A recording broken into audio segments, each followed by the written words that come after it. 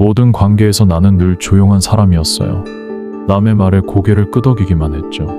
싫어도 싫다고 말하지 못하고 불편해도 내 감정을 감췄어요. 왜냐고요? 말하면 버려질까 봐요. 이 이야기는 누구의 잘못도 아닙니다. 그저 너무 일찍 사랑받기 위한 방법을 배워버린 그 사람의 오래된 기억일 뿐이죠.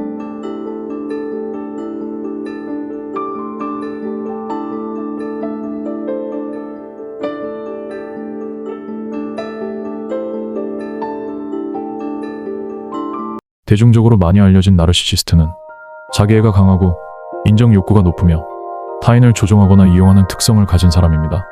반면 그 반대편에 있는 개념, 에코이스트, 아직 널리 알려지지 않았지만 심리학자들 사이에서 주목받고 있는 중요한 개념입니다. 에코이스트는 자기 표현을 극도로 억제하고 자신보다 타인을 우선시하며 인정받기를 두려워하는 사람입니다. 미국 심리학자 크레이그 말킨 박사는 에코이스트를 이렇게 설명합니다. 에코이스트는 자신의 욕구와 감정을 표현하는 데 죄책감을 느끼며 타인의 관심을 받는 것 자체를 두려워하는 사람들입니다. 그는 말합니다. 에코이스트는 조용히 사라지는 방식으로 살아갑니다. 에코이스트라는 단어는 그리스 신화에서 유래했습니다. 그리스 신화에서 에코는 말을 많이 하는 요정이었습니다. 그녀는 헤라 여신의 분노를 사서 다른 사람의 말을 따라하는 능력만 남게 됩니다. 그녀는 나르시소스를 사랑했지만 자신의 마음을 말하지 못했고 결국 나르시소스를 바라보다 외롭게 사라져버립니다. 목소리만 남은 존재, 그것이 에코였습니다.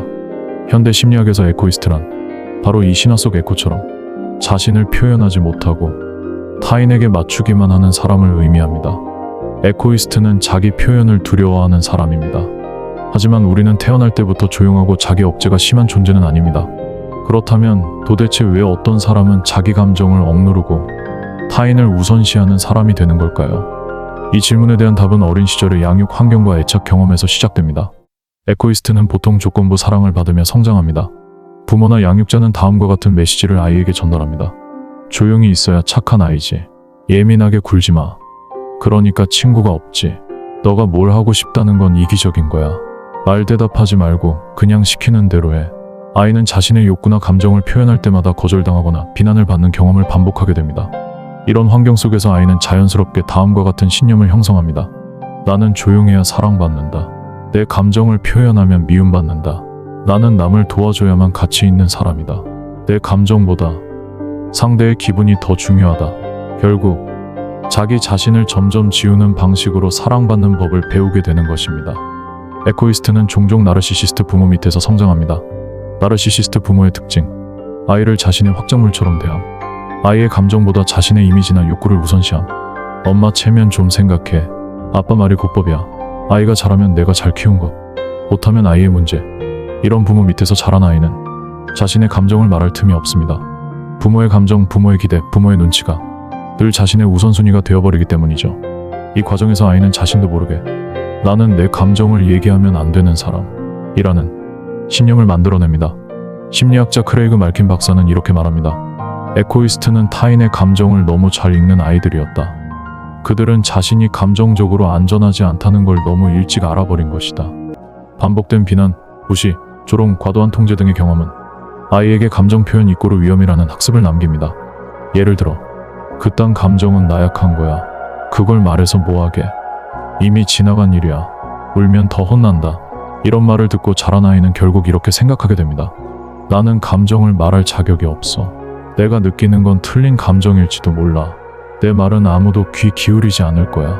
이처럼 반복된 감정 무시는 정서적 위축을 불러오며 성인이 되어서도 감정을 표현하지 못하고 억제하는 방식으로 관계를 맺게 됩니다. 에코이스트는 일반적으로 공감 능력이 뛰어난 사람입니다. 하지만 이 공감은 자기 감정을 억누른 채 타인을 우선시하는 비균형적 공감이기도 합니다. 이런 사람은 다음과 같이 행동합니다. 나는 괜찮아. 너 먼저 생각하자. 내 감정은 중요하지 않아. 너만 괜찮으면 돼. 말하면 상처받을까봐 차라리 안 할래. 자신의 감정보다는 상대방의 감정만 살피는 것이 배려가 아니라 생존 방식이 되어버린 거죠. 이런 습관은 시간이 갈수록 고착화되며 나를 지우는 것이 일상이 됩니다. 그 결과 관계 속에서 존재감이 희미해지고 자기 감정을 인식하지 못하는 상태에 빠지게 됩니다. 에코이스트는 자신의 욕구와 감정을 숨기고 타인의 감정에 너무 깊이 이입함으로써 자신을 잃어버리는 사람입니다. 그들은 자기를 지우는 방식으로 세상과 연결되어 있습니다. 에코이스트는 겉으로 보기엔 착하고 조용하고 배려심 많은 사람처럼 보입니다. 하지만 그 내면에는 자기 억압과 불안, 공허감이 자리하고 있습니다. 그들은 자신도 모르게 스스로를 지우는 방식으로 관계를 유지하려 합니다. 에코이스트는 자신의 감정을 표현하는 걸 어려워합니다. 그 이유는 단순한 내성적 성격이 아니라 감정을 표현하면 거절당할 것이라는 깊은 두려움 때문입니다. 슬퍼도 괜찮아, 화가 나도 아니야, 별일 아니야, 말하면 나를 싫어할까봐. 이들은 마음속으로는 폭풍처럼 감정이 일고 있지만 겉으로는 평온한 척합니다. 이런 습관은 결국 자기 감정을 인식하지 못하게 만들고 감정이 마비된 듯한 상태에 이르게 하기도 합니다. 에코이스트는 타인의 칭찬이나 관심을 받는 걸 오히려 부담스럽고 불편하게 여깁니다. 내면의 속마음은 지금 칭찬받으면 기대치가 생길 거야. 다음엔 실망시키면 어쩌지. 이건 내가 받을 자격이 없어. 그래서 스스로를 낮추는 말을 자주 합니다. 그냥 운이 좋았어요. 별거 아닌 거예요. 다른 사람들이 도와줘서 된 거예요. 칭찬을 받을 자격이 없다고 느끼는 건 결국 자기 가치감의 부재에서 비롯된 반응입니다. 에코이스트는 타인에게 민폐를 끼치지 않기 위해 자신의 욕구나 선택을 말하지 않습니다. 오늘 뭐 먹을래? 아무거나 괜찮아. 주말에 뭐 하고 싶어? 너가 하고 싶은 거 해. 그건 좀 불편하지 않아? 나야 뭐 괜찮지. 이들은 진짜로 괜찮아서 그렇게 말하는 게 아닙니다. 내가 원한다고 말했다가 거절당할까봐, 상대가 불편해할까봐 그냥 맞춰주는 게 더 편하다고 느끼는 것입니다. 에코이스트는 공감 능력이 높지만 그 공감은 자기 자신을 희생하는 방식으로 나타납니다. 에코이스트의 심리적 특징은 상대방이 기분 나쁜 것 같으면 내 탓 같음, 타인의 눈치를 항상 살핌, 누군가 힘들면 내 감정은 무시한 채 도와주려 함. 이들은 타인의 감정에 민감하게 반응하면서도 자신의 감정은 이순위 혹은 존재하지 않아야 할 것으로 치부합니다. 에코이스트는 관계에서 자신을 지워야만 조화롭다고 믿습니다. 연인과의 관계에서 항상 양보하며 친구 사이에서 의견을 내지 않습니다. 나 없다고 생각하고 편하게 해 라는 말을 자주 합니다. 그들은 자신의 욕구나 생각을 말하는 것이 갈등의 씨앗이 될까봐 말하지 않습니다. 결국 시간이 지날수록 관계에서 존재감이 사라지고 상대에게도 점점 투명인간처럼 취급받는 상황을 반복합니다. 에코이스트는 거절을 존재 자체의 부정처럼 받아들입니다. 그래서 무언가를 부탁하거나 요청하는 걸 극도로 꺼립니다. 내가 이걸 부탁하면 귀찮아할 수도 있어. 거절당하면 너무 민망하고 아플 거야. 그냥 참고 말지. 나만 참으면 돼. 그 결과 필요할 때 도움을 받지 못하고 항상 혼자서 감당하려 하며 관계에서 일방적으로 주는 사람 역할을 하게 됩니다. 에코이스트의 가장 깊은 정서 중 하나는 바로 나는 없어도 돼. 내가 없어야 편할 거야 라는 감정입니다. 이런 사람들은 자주 이렇게 말합니다. 난 신경 안 써도 돼. 나는 그냥 들러리면 돼. 내가 빠지는 게 더 나을지도 몰라. 이 말에는 자기 비하가 아닌 오랫동안 누적된 자기 소외의 감정이 담겨 있습니다. 전문가들은 이렇게 말합니다. 에코이스트는 타인에게 받아들여지기 위해 자기 존재를 조용히 축소시킵니다. 하지만 그렇게 살수록 자기 안의 목소리는 더욱 작아지고 결국 스스로를 잃어버린다. 에코이스트는 단지 조용한 사람이 아닙니다. 그들은 사랑받기 위해, 버려지지 않기 위해 자신의 존재를 희미하게 만든 사람들입니다.